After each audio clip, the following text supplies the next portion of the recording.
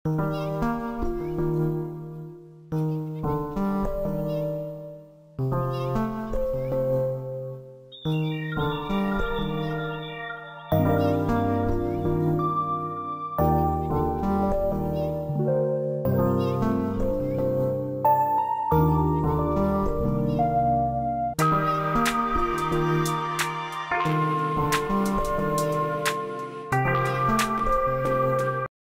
Change করে দাও দাও।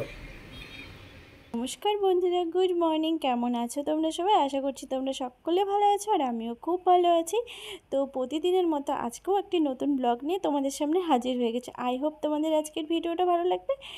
আর আগের দিনে পরশু দিন যে ব্লগটা আপলোড করেছিলাম সেই ব্লগটাতে তোমরা আমাকে অনেক অনেক ভালোবাসা দিয়েছো নতুন ইউটিউবার হওয়া সত্ত্বেও, তো তোমাদেরকে অসংখ্য ধন্যবাদ। তো সকালবেলা 7টার সময় উঠে গেছি আর এখন বাজে ঘড়িতে 8টা। বিছানায় অনেকক্ষণ ছিলাম, তো যে দুষ্টুমিটাই সহ্য করছিলাম। দেখছিলাম ও সকালে উঠেই বায়না ধরেছে স্কুল যাব না। তোমরা তো দেখতেই পেলে আমি হাই করতে বলেছি, তাও করেনি।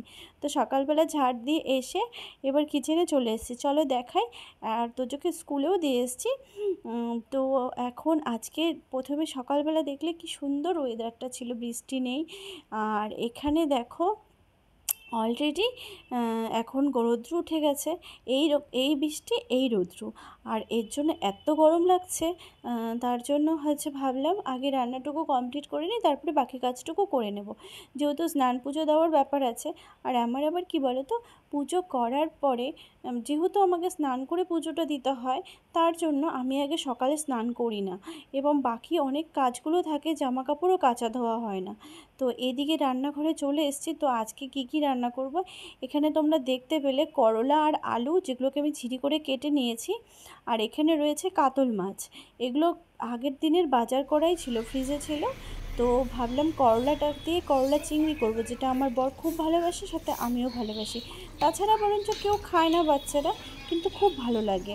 আগের দিনের কিছু চিংড়ি মাছ বেঁচে গেছিলো, ভেজে অনেকটা বেশি হয়ে গেছিলো, তার জন্য রেখে দিয়েছিলাম। সেই চিংড়ি মাছটা দিয়ে আজকে করলা চিংড়ি করবো। আর তোমাদের সাথে গল্প করতে করতে দেখো আমার কাতল মাছের ঝোলটা অলরেডি কমপ্লিট হয়ে গেছে। আর এখানে আমি ভাত বসিয়ে দিয়েছি।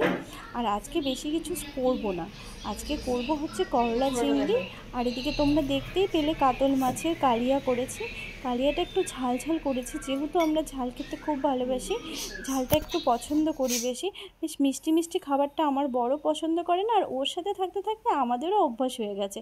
কিন্তু বলে না, মায়ের বাড়িতে যখন থাকতাম একটু মিষ্টি মিষ্টি খাবারই খেতে আমরা পছন্দ করতাম।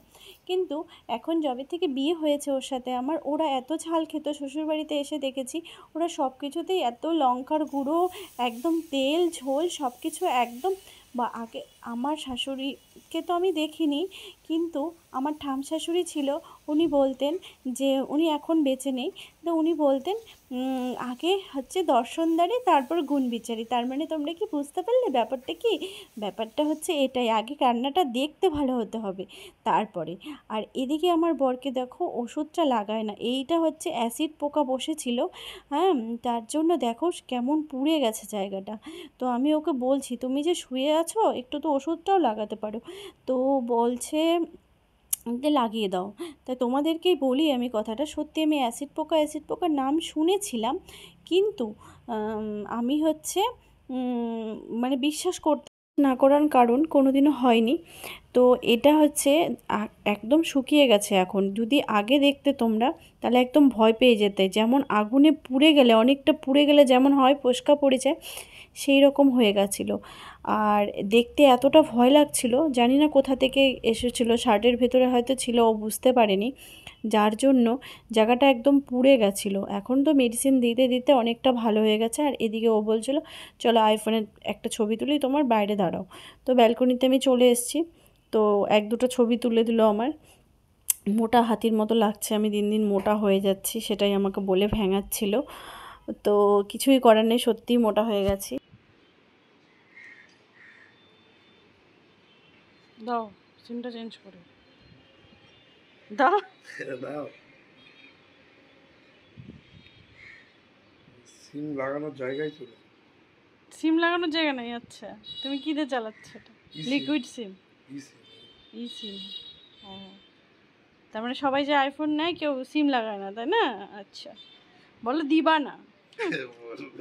তখন চান্স ছিল, নিলাম না, দেখুন আর দিবে না।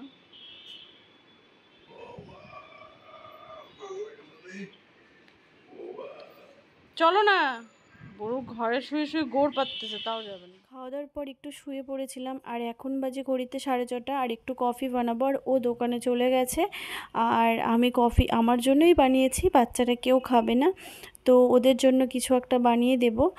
তো আমি 2টো টোস্ট বিস্কুট আর এই ঠেকুয়াটা নিয়েছি, এটা আমি বাড়িতেই বানিয়েছি। আর ওদের জন্য আমি পিৎজা বানাবার জন্য পিৎজার সব কিছু রেডি করে নিয়েছি। পিৎজা আমি বানাবো যেহেতু এখন ঘড়িতে বাজে 7:30, ওদেরকে যদি আমি পিৎজা বানিয়ে দিই তাহলে ওরা রাতে আর কিছু খাবার খাবে না। আজকে দিনের পছন্দ মতো কিছুই ওদের খাবার হয়নি, যার জন্য ওদের পছন্দও ছিল না। তো আমি ভাবলাম তো আজকে যেহেতু বলেছিলাম পিৎজা বানিয়ে দেবো তোমাদেরকে, তো তোজো পড়তে বসেই বলছে মাম্মাম পিৎজা বানিয়ে দেবে না?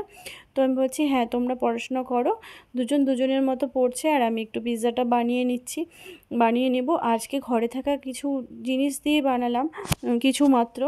তো যেমন মনে করো অন্যান্য দিন যেমন বানাই খুব সুন্দর করে, যেমন অনেকক্ষণ ধরে আটাটাকে এটাকে ম্যারিনেট করে, ইস্ট দিয়ে ম্যারিনেট করে অনেকটা ফ্লপি হয়, বেশ ফোলে কত সুন্দর। আজকে আমি ঘরে যেহেতু ইস্ট ছিল না, বেকিং সোডার বেকিং পাউডার, যেহেতু আমি কেক বানাই, কেকের সব কিছুই আছে, তো ওগুলো দিয়েই আমি আজকে ওদেরকে পিৎজাটা বানিয়ে দিচ্ছি। আর ময়দা দিইনি, আমি আজকে পিৎজা বানানোর জন্য আটা ইউজ করেছি। যখন আমরা বাইরের ফাস্টফুড খাবার খাই তখন আমাদের অনেকটা ক্ষতি করে, এই ময়দাটা খুব এফেক্ট করে শরীরের প্রতি। তো যাই হোক, তার জন্য ভাবলাম আজকে যখন বানাচ্ছি বাড়িতেই, আমি মাঝে মধ্যে ওদেরকে বানিয়ে দিয়ে থাকি পিৎজা। যেহেতু তোজোর খুব ভালো, ও যেহেতু অনেক কিছু খাবার খায় না, বেছে খায়, যবে থেকে ও হয়েছে আমি কেক, পিৎজা, বার্গার এসব বাড়িতে অনেকবার ট্রাই করেছি এবং বানিয়েছি, এবং বেশ ভালোই হয়েছে। এই পিৎজাটাও খেতে অনেকটা সুন্দর, ভালো লাগে খেতে। এখানে আমি পনির, চিকেন দুটো ইউজ করেছি, তার সাথে ক্যাপসিকাম, অনিয়ন ভেজ আছে। আর ক্যাপসিকাম অনিয়নগুলো ও খাবে না।